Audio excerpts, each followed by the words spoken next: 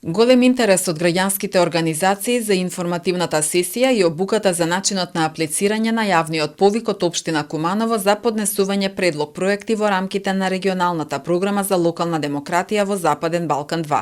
Граѓанските организации може да учествуваат на повикот со предлог проекти од областа на заштита на животната средина, социјална кохезија и намалување на сиромаштијата, младински иницијативи и култура и спорт, информира Донка Петровска од Оделението за стратешко планирање, креирање политики, следење и локален економски развој на општина Куманово.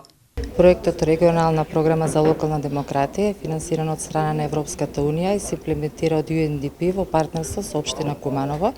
Како што знаете, предходните неколку месеци имавме организирано информативен настан на кој што самите организации ги дадоа приоритетите за повикот. Грантовите ќе бидат во висина од 5.000 до 30.000 евра, зависно тоа какви проекти ќе имаме на повикот, такви и грантови ќе доделиме.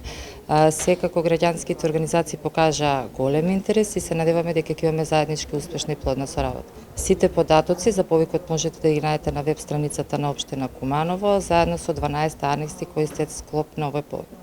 Ова е втора фаза од проектот кој започна да се реализира во 2017 година. Втората фаза отпочна минатата година, а освен Куманово вклучени се и граѓански организации од Охрид, Битола, Велес, Гевгелија, Кочани и Крива Паланка. Во сите овие општини се, освен во Крива Паланка, се објавени јавни повици за граѓански организации кои што треба да подготват проекти врз база на приоритети кои што беа дефинирани за секоја општина поединечно во соработка со граѓанскиот сектор.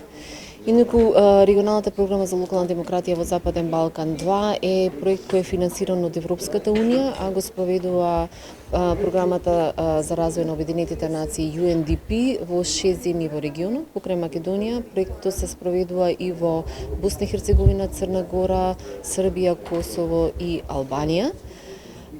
Се надевам дека ќе имаме успешни 2 дена на соработка со граѓанските организации. Има обука за подготовка на проектни предлози и тоа е се со цел да им помогнеме во подготовката на апликациите кои што треба да ги достават до 1 април 2022 година. Инаку, како што веќе напоменав, овие јавни повици се веќе во тек и во другите 6 општини, со тоа што Куманово е последното што го објави јавниот повик и најкасно ќе заврши. Општина Куманово беше вклучена и во првата фаза од проектот заедно со Гостива, Ресен, Струмица и Кавадарци, посочува Георгиевска. Биле спроведени 43 проекти во сите 5 општини, а според надлежните, повеќе од 7.000 граѓани имале корист од услугите и проектите кои што ги спровеле граѓанските организации.